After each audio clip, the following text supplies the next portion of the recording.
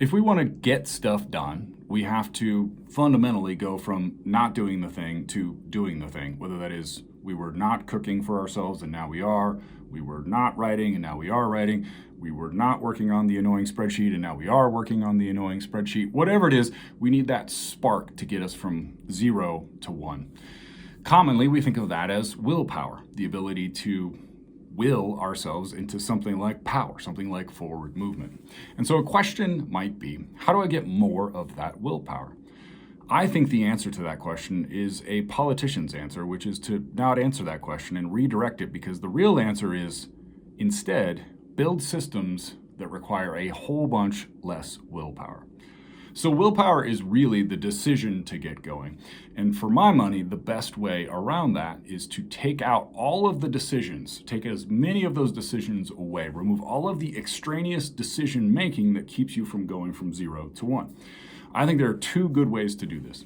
The first is through what we could call personal outsourcing, but is really just about the rituals that you build so that you're doing a favor to your future self. So let's say that you've got this huge project that involves a lot of those annoying spreadsheets that I was talking about earlier, and you need to do, say, 20 minutes on that for a month. Well, let's create a ritual around working on that particular project. Maybe you light a candle before you get started, or you buy some M&Ms and you eat 3 of them before you get going. When you're done, you get to mark something off a checklist, or you get to put a penny in a jar, and when you get to 50 of those, you get to take yourself to dinner. Whatever ritual makes sense for you. Now, the second way to remove some of this extraneous decision making is to outsource that accountability to other people. We could just, for lack of a better term, call this social accountability. This is another way of saying peer pressure. That might be setting up a system where someone else is checking in on you, or you are checking in on yourself through them.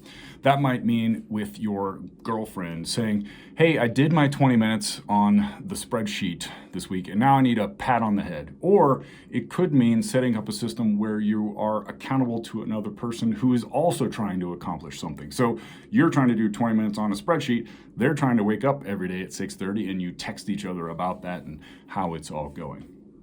Now, the thing that often comes up with this second option, this second methodology, is people will say, I don't want to ask other people. I don't want to bother other people because I don't want to put that weight on them. But think about this for a second. Turn it around. Imagine that one of your friends, somebody you really like, asked you for help. I bet that you would actually feel pretty good about that. You would feel loved and cared for, that they trust you enough to ask for your help. So that's what's gonna feel like for that friend that you're asking. They're gonna feel trusted and cared for, that you believe in them enough that you will let them help you.